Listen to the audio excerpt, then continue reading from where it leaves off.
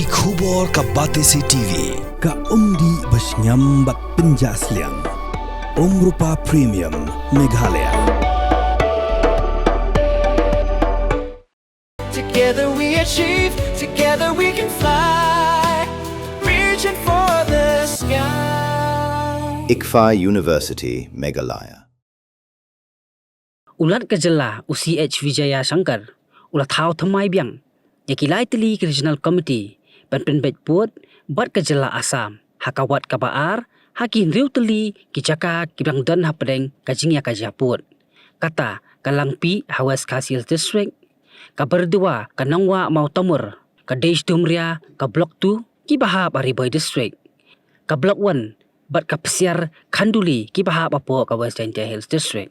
Yak Regional Committee nakabenta ka Ribhoy lakliat usimbut Menteri Rangba uba kami atrat kampo iyeng uba Persatuan Tensong kum chairperson bagi dakot ki kentup yo Menteri ka Sarkar Jela uba Sastina Soatun UMLA ka Nongpo uba Amiral Bon UMLA ka Umroy uba Daman Bait Lamare UMLA ka Mahoti uba Charles Malngar UEM ka KHDC UDR Chen bat Deputy Commissioner ka Ribhoy kum member convener nakabenta ka West Coast Hills lakliat da umat ba lingdo kum chairperson bat ki dekat ki kentup yo Menteri ka Sarkar Jela uba Mithi Dias Takhar UMLA ka Mau Kerwat uba Renik Lingdo Tangkhar UMLA ka Rambrai Jerngam Urimington Gable Mumen UCM ka KHDC uba Winston Tony Lingdo UMDC ka Rambrai Jerngam uba Lur Syai Kharbani bat ka Deputy Commissioner jangka West Coast Hills kum ka member convener.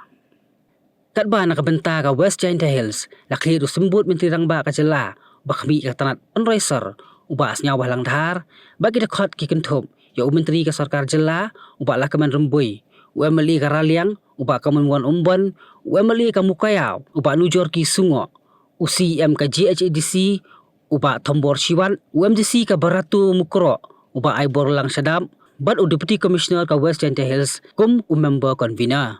Hakajing Penpena Blasoi tu Chief Secretary ka Jela Dr. Shakil P. Ahmed ulah pentip bagi ni ki komiti ken IT ya ka kaipot syak Sarkar Meghalaya hapo asau pesan sengi nadu ulah penmi ya kan ni kajing Penpena kat kum kajing pelong ya kajing sarjamin ya kisnong ki Thaw bat kiwei.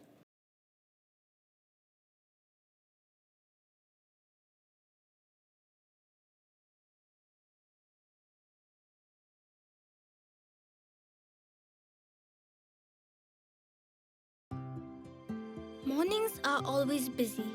Everything feels fast. I hear mom shouting and I'm trying not to be late. Outside, Shillong is already awake. Cars move slowly, horns are loud.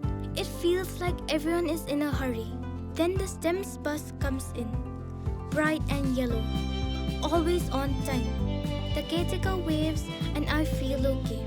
Inside, we laugh and sing. We share snacks, we help each other with homework. It feels nice. My parents know I'm safe through the STEM's app on Mom's phone. Because this bus isn't just a ride. It takes us to school with friends and a little bit of hope. This is STEM's, our ride, our future.